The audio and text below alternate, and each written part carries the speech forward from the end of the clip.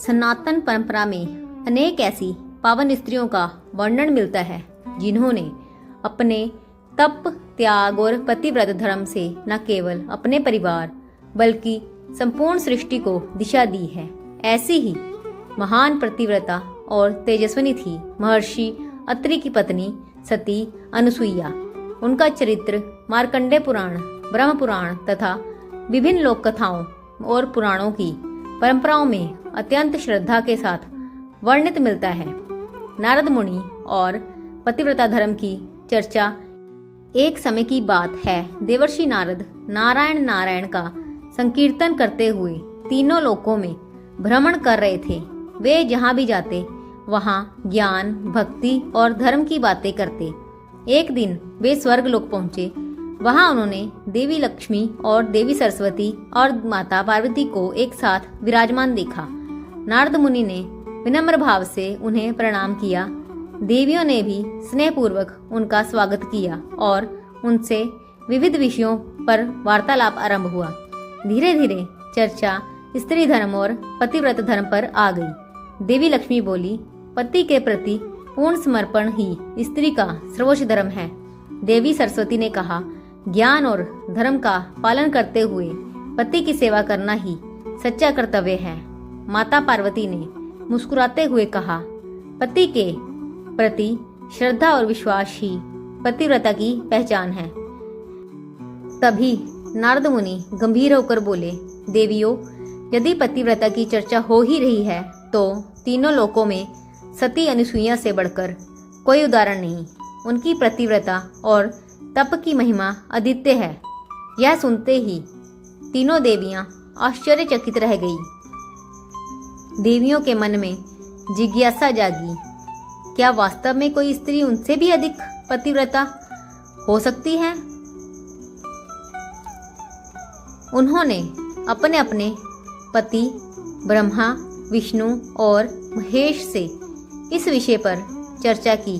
देवताओं ने पहले तो मुस्कुराकर इस बात को टालना चाहा, किंतु देवियों के आग्रह पर वह सहमत हो गए कि सती अनुसुईया की परीक्षा ली जाए। उन्होंने साधु वेश धारण किया और पृथ्वीलोक पर स्थित महर्षि अत्रि के आश्रम की ओर प्रस्थान किया। अत्रि आश्रम का पावन वातावरण, महर्षि अत्रि का आश्रम घने वन के बीच स्थित था। वहाँ शांति, साधना और वेद मंत्रों की ध्वनि गूंजती रहती थी।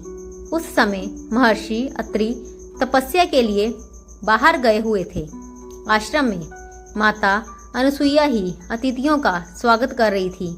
जब तीनों साधु वहां पहुंचे तो माता अनुसुईया ने उन्हें प्रणाम किया और आदर पूर्वक बैठने के लिए आसन दिया। उन्होंने मधुर स्वर में कहा, अतिथि देवो भव, आप हमारे लिए देवतुल्य हैं। कृपया बताइए, मैं आपकी क्या सेवा कर सकती हूँ? साधुओं ने उत्तर दिया, हमें अत्यंत भूख लगी है, हम भोजन करना चाहते हैं। माता अनुसुईया ने सहर्ष कहा, अवश्य, मैं अभी भोजन की व्यवस्था करती हूँ। कठिन परीक्षा।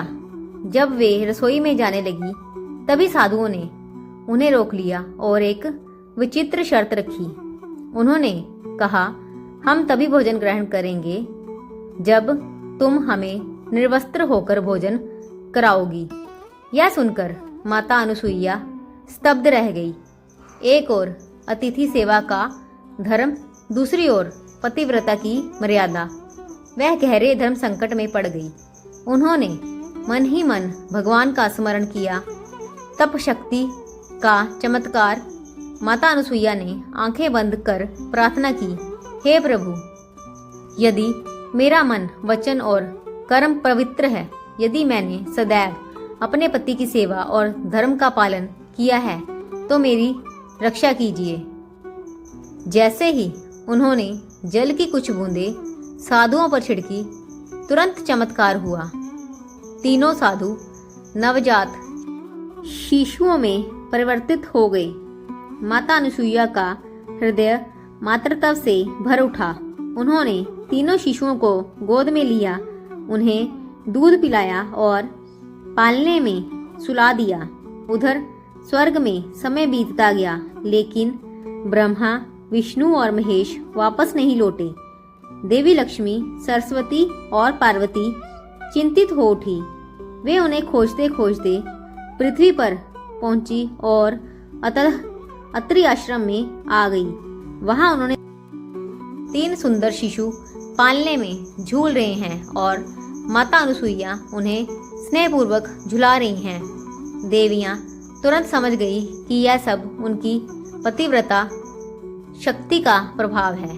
वह विनम्र होकर बोली, हे सती, हमें क्षमा करें। हमने आपके तप और पतिव्रता को परखने का प्रयास किया। कृपया हमारे पत्नियों को उनका वास्तविक स्वरूप लौटा दें। देवताओं का प्रसन्न होना। माता अनुसुईया ने करुणा से मुस्कुराकर तीनों शिशुओं को आशीर्वाद दिया। क्षण भर में वे पुनः अपने दिव्य स्वरूप में प्रकट हो गए। तीनों देवता अत्यंत प्रसन्न हुए। उन्होंने कहा, हे महान सती, तुमने अपने पतिव्रत और अतिथि सेवा में हमें भी प्रभावित कर दिया है। हम तुम्हें वरदान देना चाहते हैं। माता अनुसुईया ने विनम्रतापूर्वक कहा, यदि आप प्रसन्न हैं तो मुझे पुत्र रूप में प्राप्त हों। देवताओं ने यह वरदान स्वीकार कर लिया। भगवान दत्तात्रेय का अवतार समय आने पर माता अनुसुईया के गर्भ से भगवान दत्तात्रेय का जन्म हुआ। उन्हें ब्रह्मा, विष्णु और महेश तीनों का संयुक्त अवतार माना जाता है। उन्होंने आगे चलकर संसार का योग, ज्ञान और वैराग्य का संदेश दिया। कथा का आध्यात्मिक संदेश। यह कथा केवल एक चमत्कार की कहानी नहीं, बल्कि धर्म, श्रद्धा और नारी शक्ति का प्रतीक है। यह सिखाती है कि सच्चा धर्म संकट की घड़ी में भी मार्ग दिखाता है। पवित्र भाव और निस्वार्थ सेवा में अपार शक्ति होती है। अतिथि सेवा और करुणा जीवन को महान बनाती है। इस प्रकार सती अनुसुईया का चरित्र भारतीय परंपरा में आदर्श नारी, महान पतिव्रता और करुणामयी माता के रूप में सदैव पूजनीय रहा है। ऐसी ही भक्तिपूर्ण कहानियाँ देखने, सुनने व पढ़ने के लिए जुड़े हमारे चैनल से। अगर आपको कहानी पसंद आए तो चैनल को लाइक एंड सब्सक्राइब करना ना भूलें और कमेंट बॉक्स में बताएं आपको कहानी कैसी लगी और अगली आप कौन सी कहानी सुनना पसंद करेंगे। धन्यवाद।